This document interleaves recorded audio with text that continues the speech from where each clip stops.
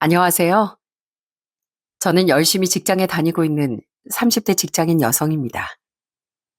사회생활을 하다 보니 내 몸 하나 건사하는 것도 정말 힘들다는 걸 뼈저리게 느끼고 있는데요. 그래서 요즘 더욱 저를 키워주신 분들의 은혜가 얼마나 큰 것인지 새삼 실감하고 있습니다. 사실 전 부모님이 아닌 조부모님 손에서 자랐어요. 늘 저에게 사랑만을 안겨주신 고마운 두 분께 꼭 해드리고 싶은 말이 있어 이렇게 글을 쓰게 되었습니다. 염치 없이 저에게 바라기만 했던 사람들과 그에 반해 저에게 늘 베풀기만 하는 사람들의 이야기를 여러분들께 지금부터 들려드리겠습니다. 전 어릴 적 부모님이 이혼을 하셨고 아빤 제가 6살 때 사고로 돌아가셨습니다. 그러면서 전 할머니, 할아버지 손에서 크게 되었어요. 할머니와 할아버진 콩국수, 메밀국수를 파는 식당을 운영하셨어요. 워낙 음식 맛이 좋아서 식당엔 항상 손님들이 북적였습니다. 식당에 오시는 분들은 모두 다 절 아실 정도로 할머니, 할아버지의 사랑은 대단했답니다. 아이고, 우리 손녀 왔어? 배고프지?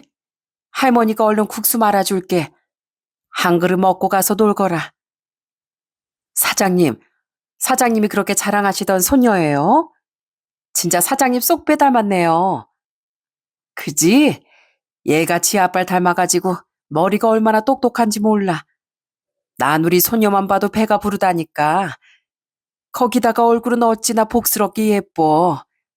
난 우리 손녀만큼 예쁜 사람은 이 세상에 없는 것 같아. 이야, 사장님 사랑이 대단하시네요. 이렇게 예쁘고 똑똑한 소녀도 있으시고 부럽습니다. 부러워요. 그렇게 할머니, 할아버진 절 애지중지 아끼며 키워주셨어요. 특히나 주변에서 조부모 밑에서 키운다고 손가락질하거나 불쌍하게 보지 않게 정말 기 한 번 안 죽이려고 무던히도 노력하셨죠. 학교 체육대회만 되면 할머니, 할아버진 세상 멋있는 사람들로 변신하곤 하셨습니다. 머리도 검게 염색도 하시고 제일 좋은 옷을 입고 체육대회에 참석하셨죠. 거기다가 도시락은 어찌나 화려하게 싸우셨는지 친구들이 놀리기는커녕 절 너무 부러워할 때가 많았습니다. 야, 지연아, 나 진짜 너 부러워. 어떻게 니네 할머니, 할아버진 저렇게 멋지셔? 난 솔직히 니네 엄마, 아빠인 줄 알았어. 그러니까 말이야. 아까 지연이네 도시락 봤지? 불고기에 잡채에 잔뜩 싸우셨잖아. 지연이 넌 맨날 그렇게 맛있는 거 먹는 거야? 진짜 부럽다. 이런 할머니, 할아버지의 노력 덕분에 전 정말 행복한 학창 시절을 보냈어요.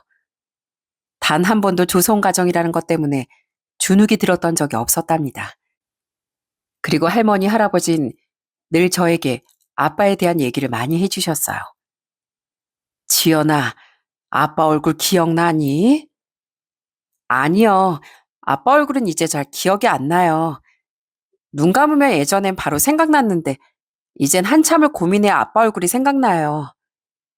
자, 이거 봐봐라. 네 아빠 사진이야. 네 아빠가 널 얼마나 애지중지 아꼈는지 몰라. 일하러 갔다 오면 널 한 번 땅바닥에 내려놓은 적이 없어.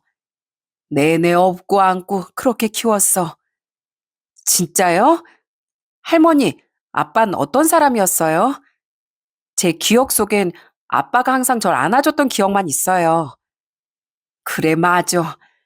우리 아들이 참 정이 많고 사랑도 많은 애였지. 너 태어나고서 얼마나 좋아했었는지 몰라. 널 위해서라면 뭐든 다 해주려고 했고, 네 아빠가 세상 떠날 때까지도 항상 품에 네 사진을 꼭 품고 다녔단다. 그렇게 아빠에 대한 얘기를 들을 때면 마음이 몽글몽글 따뜻해지곤 했습니다. 그러던 어느 날이었어요. 제가 중학교 때쯤 학교가 끝나고 집에 갔는데 현관에 웬 낯선 여자 구두가 하나 놓여 있더라고요. 거실로 들어가 보니 어떤 여자분이 앉아 있었습니다. 전 단박에 그 사람이 누군지 알 수 있었죠. 얼굴은 기억이 나지 않았지만 바로 그 사람이 제 친엄마라는 사실을 눈치챌 수 있었어요. 친엄만 집으로 들어온 절 발견하자마자 너무나 반가워하며 인사를 했습니다. 지연아, 지연이 잘 지냈니? 엄마야, 엄마 기억나? 아, 세상에, 벌써 네가 이렇게 컸구나. 네가 벌써 중학생이라니. 엄마가 늦게 와서 미안하다. 어떻게든 빨리 오려고 했는데. 그렇게 제 손을 부여잡고 애틋한 눈으로 바라보는 친엄마를 보면서 할머니, 할아버진 못마땅한 눈빛으로 말을 했습니다.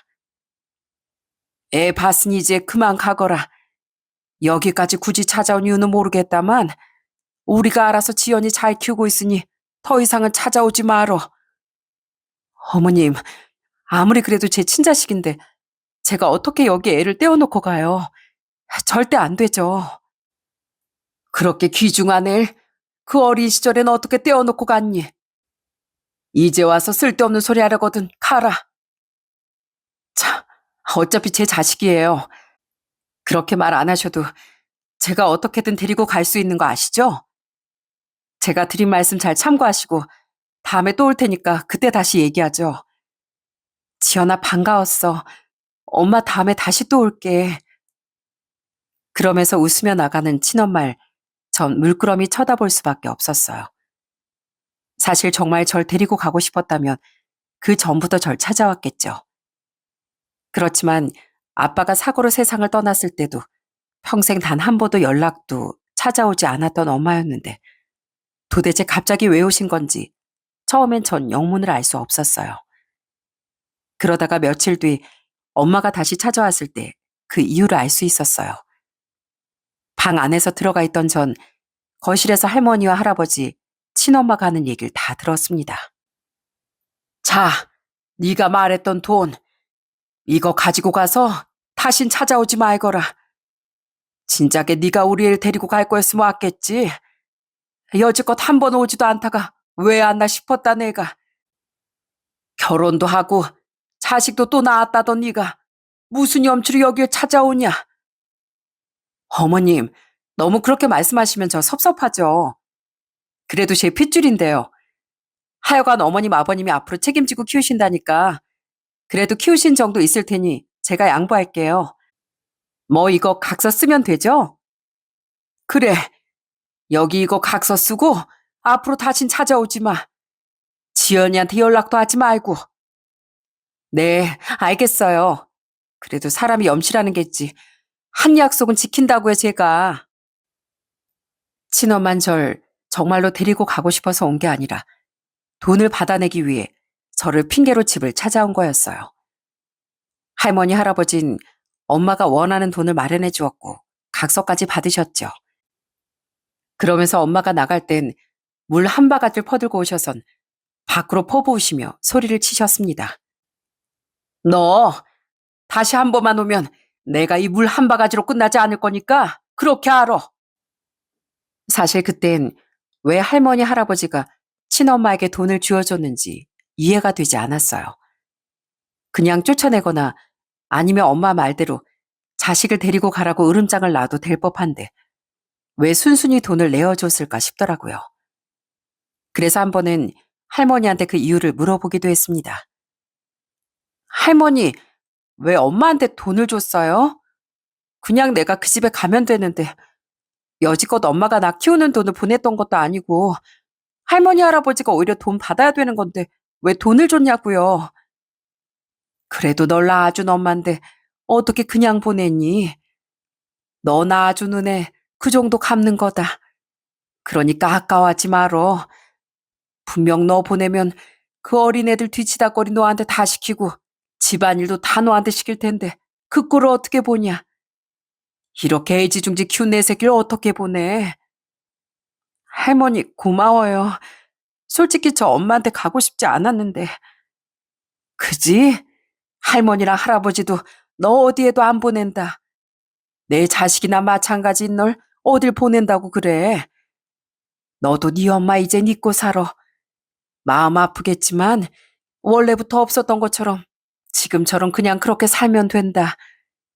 대신 이 할머니 할아버지가 우리 지연이 평생 아껴주고 사랑해주마. 정말로 할머니 할아버진 절 무한 애정으로 키워주셨고 그 덕분에 전 대학에 진학할 수 있었답니다. 대학은 집에서 멀리 떨어져 있어 자취를 했었는데요. 그러다 보니 항상 주말이면 늘 집으로 향했습니다.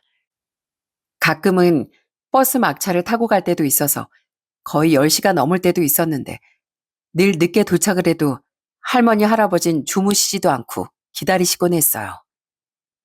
할머니, 할아버지, 아직 안 주무셨어요? 그냥 주무시지. 제가 늦는다고 했잖아요.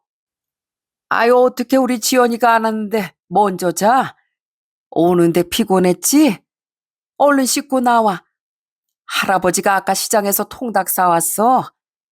좀 식긴 했는데 먹을만 할 거다. 진짜요? 할머니, 할아버지 아직 저녁 안 드신 거 아니죠? 아유, 우리 먹었어. 걱정하지 말어.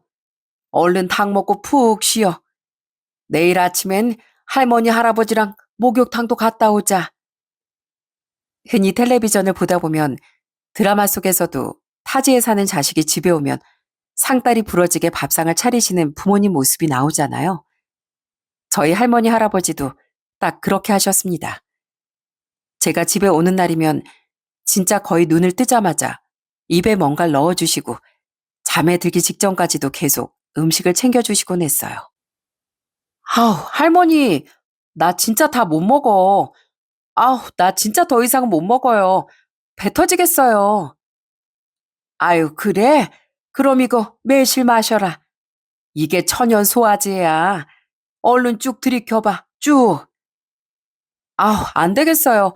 매실도 이젠 배 꽉 찼어. 할머니, 나 그만 먹을래. 아유, 안 되는디. 네 할아버지가 장에 가서 너 좋아하는 떡 사오는 중인데 그럼 할아버지 오기 전까지 마당 좀 걸어볼 텨? 할머니, 떡 내일 먹을게요. 아우, 나 이러다가 돼지 돼서 올라가겠어. 아니, 이렇게 삐쩍 골았는데 어떻게 돼지가 되누? 더 먹어도 살 하나도 안 쪄. 우리 지연이는 앞으로 한 10kg는 더 쪄야 돼. 그렇게 할머니, 할아버지의 사랑을 듬뿍 먹으며 집에 다시 돌아온 날엔 거의 이틀 만에 몇 킬로가 찔 정도였습니다. 가끔씩은 그 사랑이 조금은 버겁기도 했지만 정말 항상 감사하고 고마운 마음뿐이었어요. 그런 무한한 사랑을 받으며 전 늘 행복하게 지냈습니다. 그렇게 전 대학을 졸업하고 취직까지 하게 되었어요. 첫 월급을 탔을 땐 바로 전 집으로 내려갔습니다. 두 손 가득 선물을 사안고 가니 할머니, 할아버지가 얼마나 기뻐하셨는지 모릅니다. 아유, 내 새끼. 아, 무겁게 이거 왜 바리바리 다 들고 왔어? 그냥 네 몸만 오지. 그래, 힘들었지? 일이 많이 힘든 거야? 아유, 살이 곳에 또 빠졌네. 밥이 영 시원치 않게 나와? 아니에요, 할머니. 나 밥 진짜 많이 먹고 잘 지내고 있어. 그나저나 우리 할머니, 할아버지, 나 첫 월급 받았다? 이거 첫 월급 기념으로 우리 할머니, 할아버지 내복. 원래 첫 월급은 내복 사드리는 거라잖아요. 얼른 입어봐. 이걸 아까워서 어떻게 입냐. 할머니는 이거 못 입겠다. 아까워가지고 어떻게 입어. 에이, 할머니, 이거 매일매일 입어야 내가 다음에도 또 사주고 또 사주고 그러지. 얼른 입어보셔. 다음에 우리 할머니, 할아버지 생신 땐 내가 거하게 맛있는 거 살게. 아니요. 다음에 월급 받는 건 다 차곡차곡 모아다가 우리 지연이 사고 싶은 거 사라. 할머니랑 할아버진 돈 필요 없다.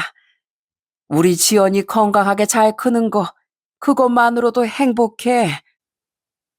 그러면서 눈물을 흘리시는 할머니, 할아버지를 보면서 저 또한 마음이 울컥했습니다. 할머니, 할아버진 어릴 적부터 그러셨어요.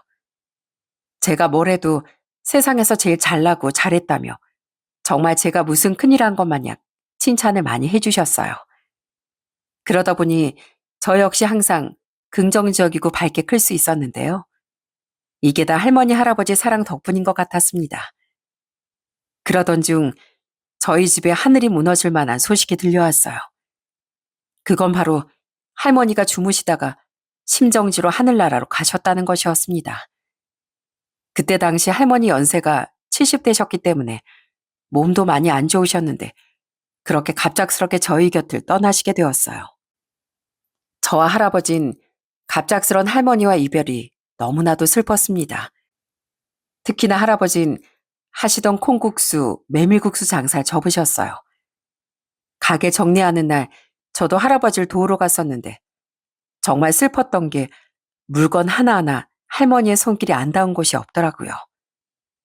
지연아, 이것 좀 봐라. 네 할미가 놓으면 준다고 고기를 이렇게 냉동해 놨는데 아유, 이걸 한번 먹이지도 못하고 갔네. 사람 참, 이것 봐라. 너 오는 날 버스 시간표도 이렇게 다 적어 놓은 거. 진짜네?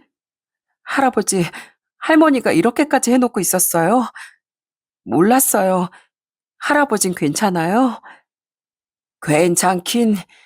지금도 어디 가면 영감하면서 올 것 같은데 말이야. 그래도 네 할미 좋은 데 갔을 거다. 가서 네 아빠 만나 잘 지내고 있겠지. 그러니까 걱정하지 말거라. 할아버지가 할머니 못까지 네 곁에서 잘 건강하게 있으마. 눈물로 그렇게 식당을 정리를 하게 되었습니다. 저는 할아버지나 다시 일상으로 돌아가기 위해 정말 많이 노력을 했어요. 여전히 할머니의 빈자리가 컸지만 슬픔을 묵묵히 견뎌내려고 했습니다. 그러다 제가 20대 후반이 되어서 한 남자를 만나게 되었어요. 소개로 만나게 되었던 그 사람은 여행사를 운영하던 사람이었는데 사람이 참 성실하고 책임감도 강했습니다. 그런 모습에 전 마음이 많이 가더라고요. 그렇게 1년의 연애 끝에 저희는 결혼을 하게 되었어요. 시댁은 시부모님과 남편, 시누이, 시동생 이렇게 5식구였어요. 결혼할 땐 반대 없이 수월하게 결혼을 할 수 있었습니다. 양가 도움을 받지 않고 저희가 모아둔 돈으로 결혼을 진행했어요. 그러다 보니 오히려 시댁 측에선 제가 살뜰하고 생활력이 강하다면서 마음에 들어 하시곤 했습니다. 결혼하고 초반엔 남편이 저희 할아버지에게도 정말 잘했어요. 자주 친정에 가면 할아버진 늘 남편을 위해 맛있는 음식을 준비해 주시곤 했어요. 우리 손녀 사위 이런 거 좋아하는가 모르겠네. 시장에 갔다가 맛있게 해서 팔길래 사와 봤는데 어때요? 맛이 괜찮은가? 네, 할아버님 너무 맛있어요. 저희가 대접해 드려 하는데 늘 이렇게 오면 먹을 걸 다 준비해 놓으시고 다음엔 저희가 꼭 맛있는 음식 사드릴게요. 아니야. 여기가 우리 지연이 친정인데 당연히 내가 준비를 해야지. 들어서 알겠지만 우리가 예전엔 콩국수도 팔고 메밀국수도 팔고 그랬었는데 지연이 할미가 떠나고 나선 안 하고 있어. 지연이 할미가 있었으면 콩국수 시원하게 만들어서 먹였을 텐데 말이야. 그래도 그게 얼마나 인기가 많았다고. 그거 한 입 먹이지 못해서 참 아쉽네. 그래도 할아버지의 그런 노력 덕분인지 남편은 할아버지에게 정말 잘하려고 노력도 많이 했습니다. 결혼을 하고서 지금 생각해보면 참 소름 돋는 일화 하나가 있는데요.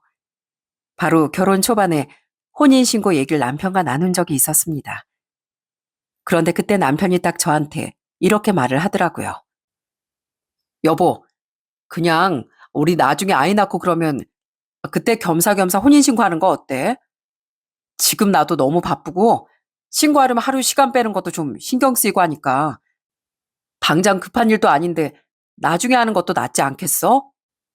나야 뭐 상관없는데 나도 주변에 들어보니까 다들 나중에 한다더라고. 그지? 그래. 우리도 너무 급하게 생각하지 말고 어차피 이렇게 같이 살면서 부부로 지내고 있는데 서류상의 부부가 뭔 상관이야. 나중에 좀 여유 찾으면 그때 하자. 에이, 당신 설마 나중에 헤어질 생각 뭐 이런 거 갖고 그러는 거 아니지? 아이, 들켰나? 아이, 장난이야, 장난. 지금 신고해도 상관없는데 당신이나 나나 바쁘니까 그렇지. 그땐 이렇게 농담하고 웃으며 지나쳤지만 지금 생각해보면 정말 이게 신의 한 수가 될 줄은 꿈에도 상상 못했습니다. 시댁 식구들은 크게 트러블은 없었어요. 다만 약간 시부모님이 가부장적이었습니다.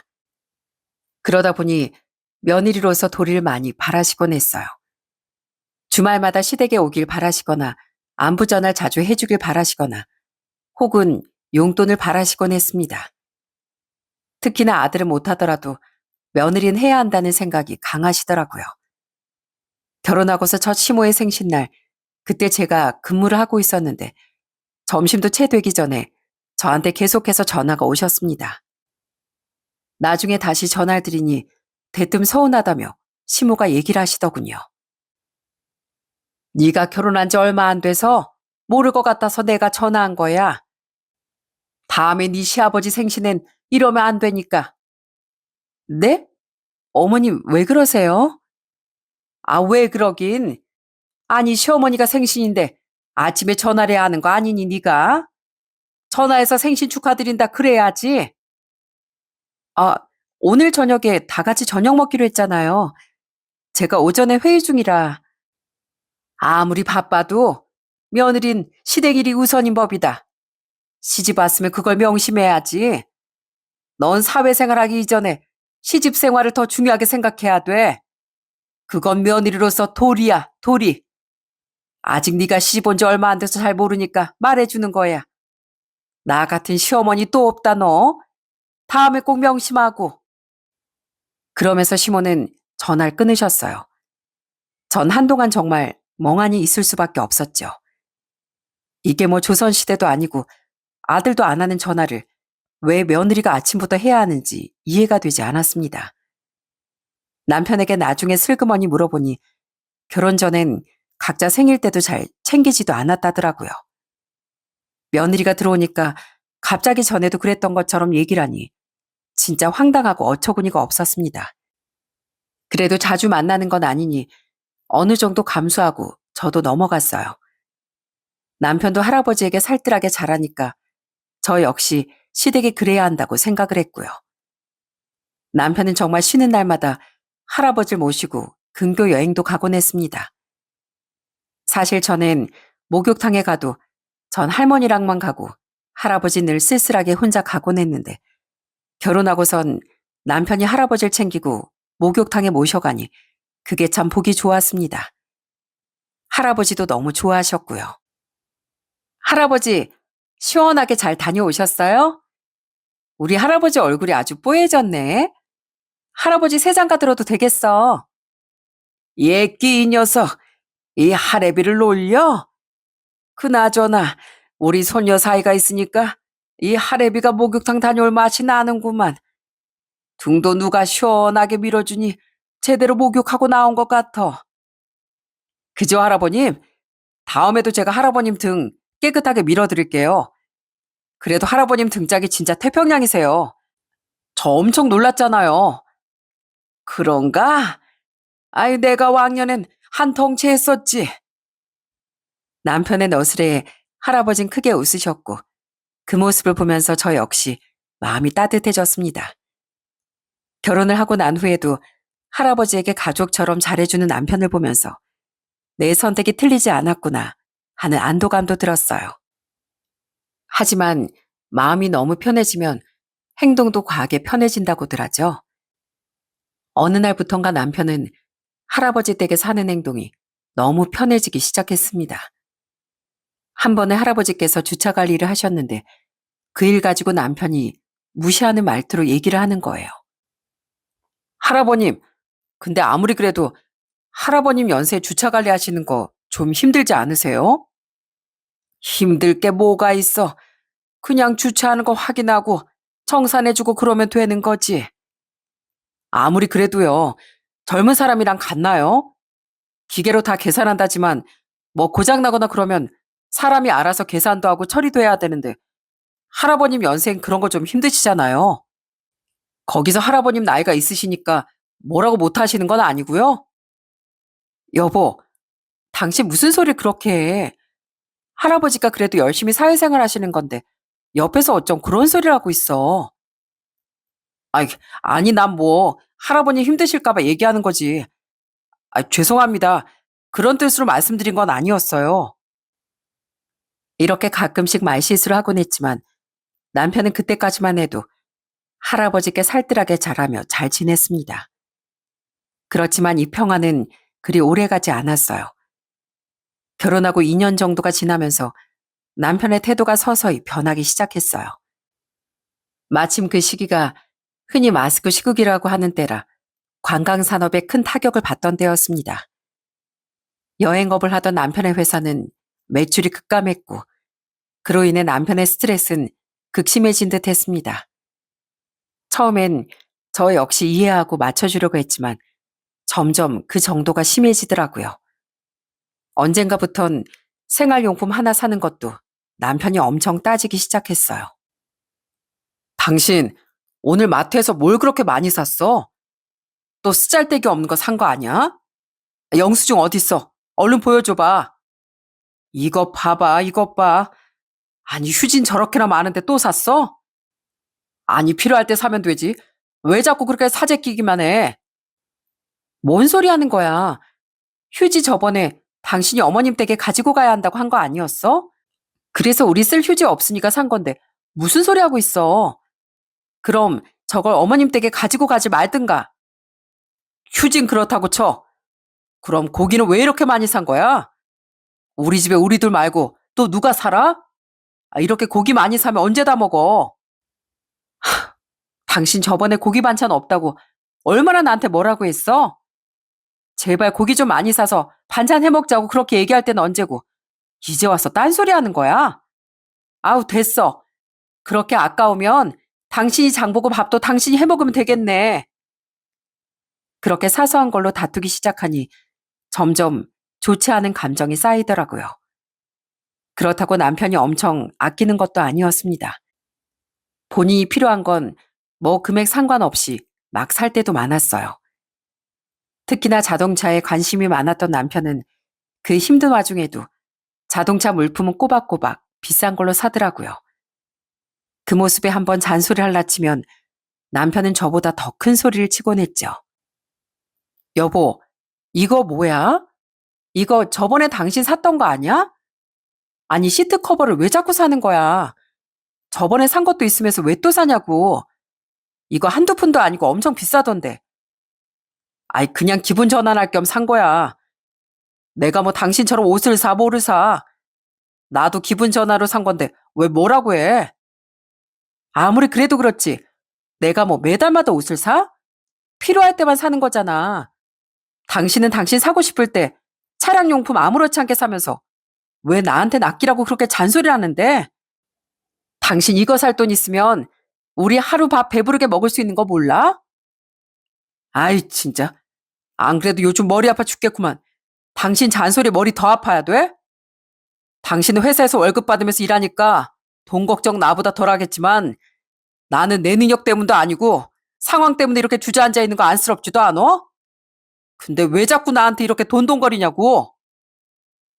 적반하장으로 화를 내는 남편을 보면서 저는 정말 어처구니가 없고 화가 나더라고요. 어떻게 나한텐 그렇게 뭐라고 하면서 자기는 자기 멋대로 쓰는 걸 아무렇지 않게 생각할 수 있는지 진짜 황당하지 않나요? 거기다가 남편만 제 골머리를 앓게 하는 게 아니었습니다. 시부모님도 정말 상황을 알면서도 기가 막힌 얘기만 하시더라고요. 거의 남편의 벌이가 없고 제 벌이로만 생활을 하다 보니 어떻게든 아껴서 살아야 했는데 어느 날부터 시부모님은 용돈을 챙겨달라고 난리였습니다. 제가 그래서 딱 잘라 거절했더니 어떻게 했는지 아시나요? 진짜 황당하더라고요. 이해. 너희 요즘 우리한테 주는 용돈이 너무 없는 거 아니냐? 그래도 저번까진 분기마다 한 번씩 챙겨주더니만 오랜 통 한 푼을 챙겨주는 날이 없어. 아유 어떻게 된 거니? 어머님, 저희도 마음 같으면 챙겨드리고 싶죠.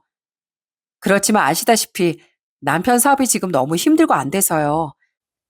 제 벌이로만 생활해야 하는데 언제까지 이 상황이 계속될지도 모르고 아껴야 하잖아요.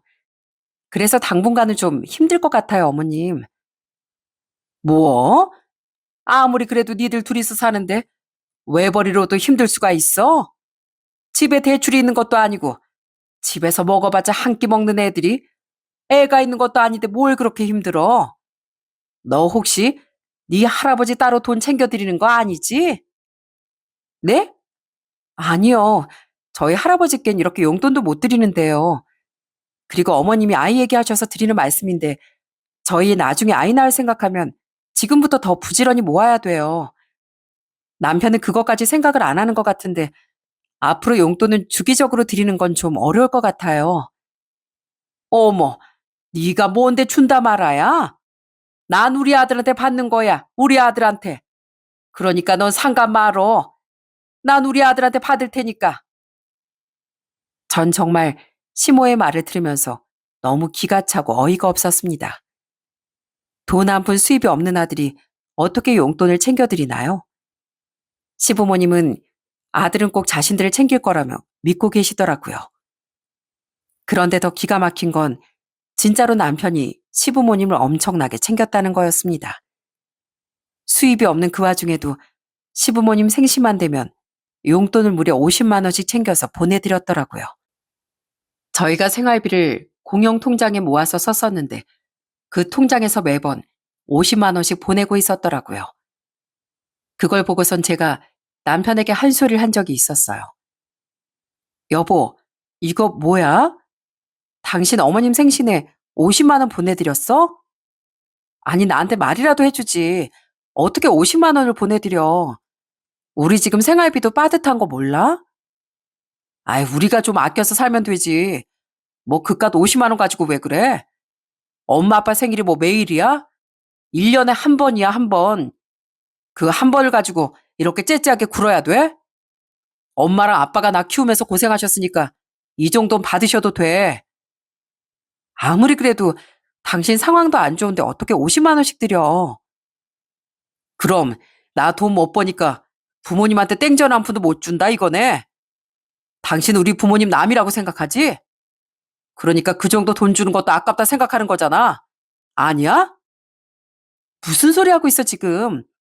예전에 내가 당신 그런다고 내가 뭐라고 한 적 있어? 지금은 상황이 달라졌으니까 그러지. 됐어. 어? 이런 거 가지고 좀 뭐라고 하지 마. 내가 나중에 잘 풀리면 다시 주면 되잖아. 그거 진짜 째째하게 구네 정말. 끝까지 뻔뻔한 내로남불의 정석인 남편의 태도를 보면서 정말 어처구니가 없었어요. 제가 무슨 말을 해도 남편은 귀등으로도 안 듣는 것 같더라고요. 그러다 저희 할아버지 생신날이 다가왔어요.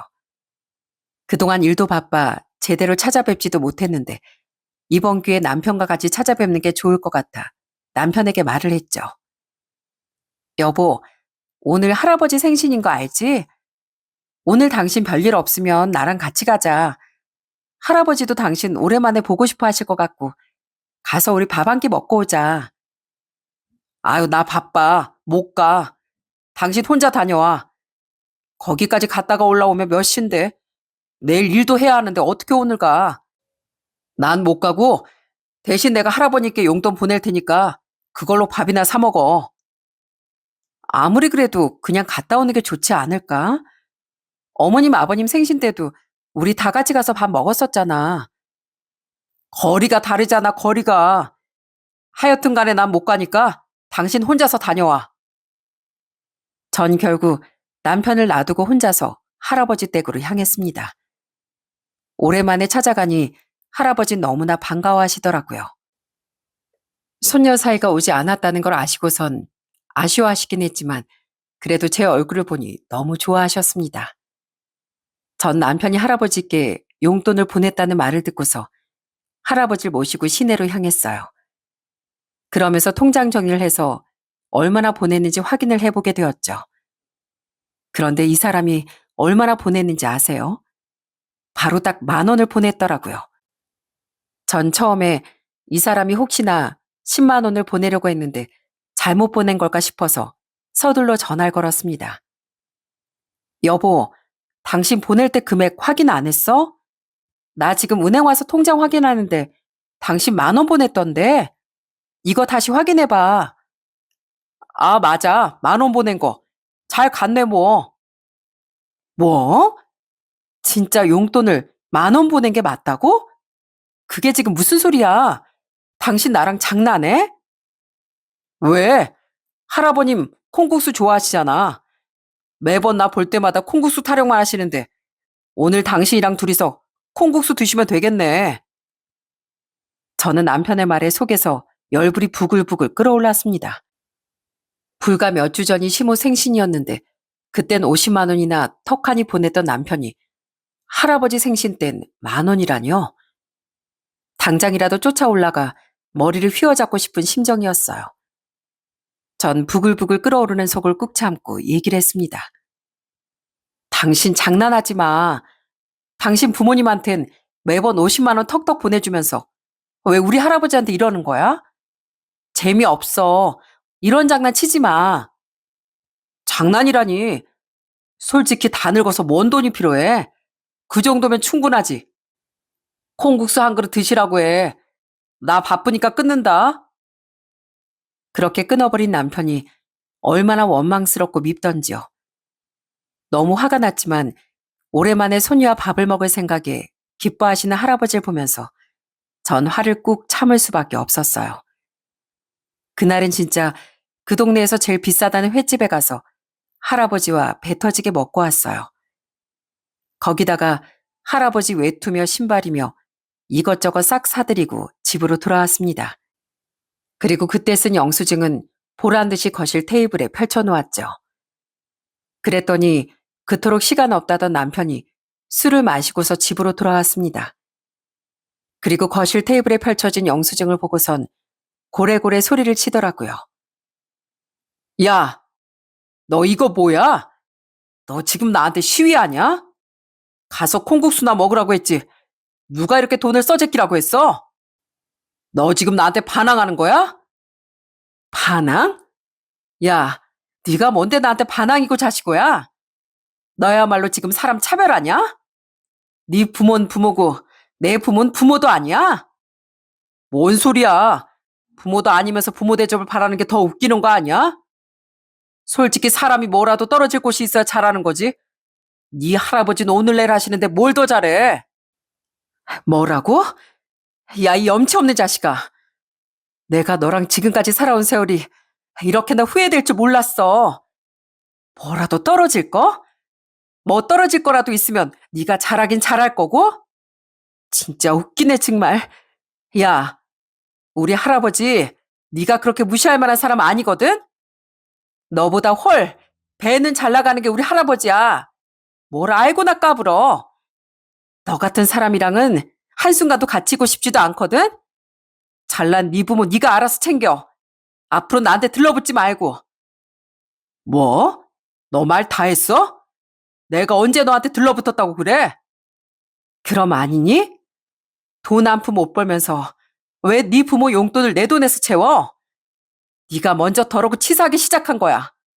그러니 나도 더럽고 치사하게 한번 해보자고. 아이 진짜. 너 내일 얘기해. 내가 너 그렇게 말한 거 우리 집에 다 얘기할 테니까. 그러더니 남편은 씩씩대며 집을 나가버리고 말았습니다. 전 그런 남편의 뒤통수를 한 대 정말 딱 때리고 싶었어요. 뻔뻔하고 속물스런 저 사람이 나중에 할아버지의 정체를 알고 나면 얼마나 땅을 치고 후회할까 싶더라고요. 그리고 며칠 뒤 정말로 남편은 180도 달라진 채 할아버지 댁을 찾아왔습니다. 저도 휴가를 내고 할아버지 댁에 갔던 상황이었는데 아침부터 남편은 저한테 말도 안 하고 왔더라고요. 남편은 제가 그 집에 온 줄도 모르고 할아버지에게 온갖 아양을 부리기 시작했어요. 할아버님, 생신 때도 찾아뵙지도 못하고 정말 죄송해요. 이거 할아버님 건강 챙기시라고 영양제 좀 사와봤습니다. 어디 편찮으신 데는 없으시죠? 아니, 바쁘다는 애가 여기까지 어떻게 왔어? 아유, 제가 곰곰이 생각해봐도 한번 찾아뵈야 할 것 같아서 시간 내서 왔습니다. 할아버님 출근하실 거죠? 들어보니까 할아버님 그 일하시는 주차장 그거 할아버님 거라던데. 아니, 그건 어떻게 내가 자네한테 말을 했었나? 아니요. 저한테 말도 안 하셨죠. 말하셨으면 제가 진작에 알았겠죠. 하여간 이제라도 알았으니 됐습니다. 할아버님 거기서 고생하면서 일하실 필요가 뭐 있겠어요. 이 손녀 사이가 있는데요. 가족인데 서로 돕고 살아야죠. 언제부터 가족이라고 생각을 했던 건지 남편의 뻔뻔한 말에 진짜 기가 막히더라고요. 그런데 뒤이어하는 남편의 말을 듣고 경악을 금치 못했어요. 이 사람의 속셈은 따로 있었거든요. 그래서 말인데 할아버님 혹시 제 사업에 투자 한번 해보시겠어요? 언제까지 주차장에서 푼돈만 버실 거예요. 이번에 이 시국만 끝나면 분명히 여행업 다시 잘 될 겁니다. 그 전에 할아버님 저한테 투자하시면 얼마나 좋으시겠어요. 제가 잘 되면 소녀도 잘 사는 거고. 투자? 아이, 갑자기 무슨 투자? 나 그 정도 돈 있는 거 아니요? 에이, 할아버님 3층 건물 세도 받으시고 거기다가 주차장도 하시는데 왜 없어요? 그 정도면 부자죠. 제가 다음에 자세하게 설명해 드릴 테니까 한번 생각 좀 해보세요. 손녀 사이 잘 돼야 손녀가 행복하다니까요. 제가 할아버님 가족인데 저 아니면 이런 정보 솔직히 알기 어렵습니다. 뻔뻔한 이 남편의 말을 듣고서 전 도저히 참을 수가 없더라고요. 결국 전 방 안에서 나와 남편을 향해 소리를 쳤어요. 야, 이 자식아. 너 어떻게 할아버지한테 그딴 소리를 해? 네가 양심이 있냐? 양심이 있냐고. 어?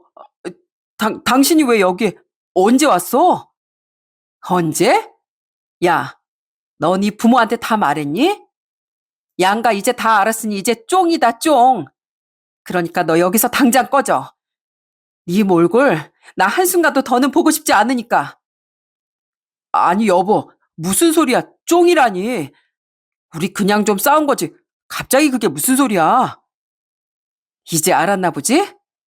할아버지가 가지고 있는 게 좀 있으니까 그게 탐나서 곳에 찾아왔냐? 너 나랑 싸운 지 며칠이나 지났는 줄은 알고? 그 사이 한 통 연락도 없더니 뻔뻔하게 여길 찾아와? 야, 네 속내 다 보여. 다 보여서 아주 소름 끼친다고. 뭐 하나 가진 것도 없으면서 뻔뻔한 자식. 야, 당장 꺼져. 나가라고. 저는 가만히 앉아 당황해하는 남편을 밖으로 내쫓으려고 했습니다. 그렇지만 남편은 어떻게든 버티려고 하더라고요. 그러면서 할아버지에게 애원을 하기 시작했습니다. 여보, 그게 아니라, 할아버님, 그게 아니라요. 제가 좀 싸우긴 했는데 헤어지는 거 아닙니다. 나도 우리 손녀한테 다 들었네. 자네 우리 귀한 손녀를 그렇게 무시했다면서? 난 우리 손녀 무시하는 사람이랑은 상종 안 하네. 여기까지 찾아왔으니 무슨 얘기를 하려나 했더니만 결국엔 돈이었구만. 속물 같은 자네, 더 이상은 나도 손녀 사이로 생각 안 할 걸세. 당장 나가게, 나가. 아니, 할아버님, 아니, 그게 아니라요. 나가. 내가 다시 한번 우리 손녀 괴롭히면 가만히 안 둘 거야. 그러더니 할아버진 남편을 밖으로 내쫓아 버렸습니다. 오랜 시간 식당을 운영하면서 쌓은 할아버지의 장 근육들이 그때 딱 빛을 발하더군요. 운동 한번 제대로 해본 적 없었던 남편은 찌질하게도 80 먹은 노인네도 이겨내지 못한 채 그렇게 힘없이 밖으로 내쫓겼습니다. 그 모습을 보면서 여지껏 내가 정말 사랑했던 사람이 누구였는지 한숨이 절로 나왔어요. 그런데 더 웃긴 게 뭔지 아세요? 남편의 그 뻔뻔함은 유전이었나 봅니다. 시댁에서도 진짜 어처구니 없게 저한테 전화를 해서 황당한 말만 늘어놓더라고요. 처음엔 전화를 받지 않으려고 하다가 하도 시모한테서 전화가 많이 오길래 한번 받아봤습니다. 그랬더니 하는 말이 진짜 기가 막혔어요. 아유, 며느라, 애가 얼마나 상황이 급박하면 그랬겠어. 너도 알지? 사람이 너무 힘들면 원래 독해지는 거잖니. 그러니까 네가 좀 이해해다오. 우리 아들이 오죽 힘들었으면 그랬을까. 힘들면 누가 다 그럽니까? 제 주변엔 힘들어도 그러는 사람 한 명 없었어요. 네 주변엔 다 살기 편안한 사람들만 있어서 그랬던 거지. 네 할머니 할아버진 금전적으로 여유로우시니까 너한테 좋은 모습만 보여줄 수 있었던 거고, 우리 아들은 너무 힘드니까 그랬던 거야. 아니, 나도 솔직히 좀 서운하다, 얘. 그렇게 여유롭게 사시는 분이 어떻게 손녀 시집갈 때 뭐 하나 쥐어주지도 않으셨대. 나였으면 하나밖에 없는 핏줄 시집간다고 할 때 좀 거하게 해줬겠구만. 이왕 이렇게 된 거 그냥 너도 잘못한 거 있고 우리 아들도 잘못한 거 있으니까 쌤쌤하고 그냥 넘어가자꾸나. 시국이 시국이잖니. 다들 힘들 때야. 힘들 때 다 같이 도우면서 살아야지. 언젠 할아버지한테 생활비 드리는 거 아니냐면서 그러셨잖아요. 그래 놓고선 이제 와서 도울 때 돕자고요? 지금 한 입 가지고 두 말 하세요? 전 다시는 어머님 아드님 안 봅니다. 그렇게 귀한 아드님 평생 끼고 한번 살아보세요. 그렇게 전 전화를 끊어버렸어요. 남편과 애초에 서류 정리할 것도 없었기 때문에 복잡하게 끝나지도 않았죠. 그때 혼인신고를 먼저 하지 말자고 했던 남편의 말을 따른 게 진짜 천만다행이구나 싶더라고요. 집을 처분하고서 원래 서로 냈던 비용을 각자 나눠서 가지게 되었고 그렇게 우린 헤어지게 되었어요. 그랬더니 끝까지 그 찌질한 남편은 계속해서 저한테 전화를 했습니다. 결국엔 시국을 이기지도 못하고 망해서 빚더미에 둘러싸여 있다더라고요. 여보, 내가 진짜 잘못했어. 내가 정말 미쳤었나 봐. 나 원래 그런 사람 아닌 거 당신 알잖아. 어? 나 여행사도 다 정리했어. 그래서 지금 그냥 일용직 다니면서 일하고 있어. 사업도 정리하고 정신 차리고 일하고 있다고. 그러니까 나한테 기회 한 번만 주면 안 될까? 어? 나 진짜 반성 많이 했어. 웃기고 있네. 반성? 너 같은 애는 끝까지 반성 못해. 너 지금 우리 할아버지한테 콩고물이라도 떨어질까봐 이러는 거 아니야? 지금도 주변에 할아버지 건물 멀쩡한지 주차장 잘 되고 있는지 물어보고 다니잖아. 찌질하게. 야, 다신 나한테 전화하지 마. 네 찌질한 거 세상에 다 까발리기 전에 입 다물고 제발 조용히 살아라. 여보, 여보, 제발 한 번만, 딱 한 번만 기회를 줘. 내가 잘할게. 내가 정말 잘할게. 그렇게 애원하며 말하는 전 남편의 전화를 전 냉정하게 끊어버렸어요. 사람이 본성이 드러났을 때가 있다고 하잖아요. 남편은 자기 사업이 안 되고 상황이 힘들어지니 그제서야 본성이 드러났던 것 같습니다. 솔직히 그 전부터 예의 없고 생각 짧은 게 가끔씩 느껴지기도 했는데 그땐 제가 사랑에 눈이 멀어 잘 보지 못했던 것 같아요. 어쩌면 마스크 시국이 저한테 인생의 전환점이 된 게 아닌가 하는 생각이 듭니다. 지금은 할아버지와 전 다 같이 살고 있어요. 전 평생 할아버지를 모시며 살 생각입니다. 지금 할아버진 87세이신데 매일같이 등산도 하시면서 운동도 정말 많이 하고 계세요. 한 번은 너무 운동을 많이 하시길래 제가 여쭤본 적도 있었습니다. 할아버지 좀 쉬어요. 왜 이렇게 운동을 많이 해? 피곤하지도 않아요? 아침에 등산 갔다가 또 일하러 가고 할아버지 그러다가 쓰러지겠어요. 나 걱정돼. 아유, 걱정하지 말어. 이 할아버지 몸은 할아버지가 제일 잘 알아. 이렇게 운동을 해야 우리 지연이 곁에서 건강하게 오래오래 살지. 뭐야, 할아버지 나랑 오래오래 살려고 운동하시는 거였어? 그럼 우리 지연이 곁에서 내가 지켜줘야지. 나쁜 놈들 다 물리치고 행복하게 잘 살 때까지 이 할아버지 꼭 건강할 거다. 그러니 지연아, 우리 더도 말고 덜도 말고 지금처럼 행복하게 건강하게 잘 지내자꾸나. 전 할아버지의 말에 너무나 큰 감동을 받았습니다. 할아버지가 저를 얼마나 많이 생각을 하시는지 잘 알 수 있었거든요. 할머니 돌아가셨지만 지금도 할머니의 사랑을 잊지 못합니다. 할머니 사진은 항상 제 지갑에 품고 다니고 있어요. 지금까지 할머니 할아버지에게 받았던 깊은 사랑을 보답하는 길은 제가 앞으로도 행복하게 잘 지내는 거라고 생각합니다. 가끔씩 인터넷에 올라오는 글 중에 불우한 이웃을 선의로 도와준 사연들이 올라오잖아요. 그때마다 느끼는 게 세상이 아무리 각박해져도 사람의 따뜻한 마음은 어디든지 존재한다는 겁니다. 한 사람의 따뜻한 마음은 10사람의 냉소보다 강하다고 하잖아요. 그만큼 따뜻함은 그 어떤 어려움도 이겨낼 수 있는 힘인 것 같습니다. 팍팍한 일상에 웃을 일 하나 없다 생각이 들더라도 늘 마음속에 따뜻함을 잃지 않는다면 그 어떤 어려운 일도 이겨낼 수 있을 거예요. 그러니 여러분들도 늘 따뜻함을 잃지 않으시길 바랍니다. 제 사연은 여기에서 마무리할게요. 들어주셔서 감사합니다.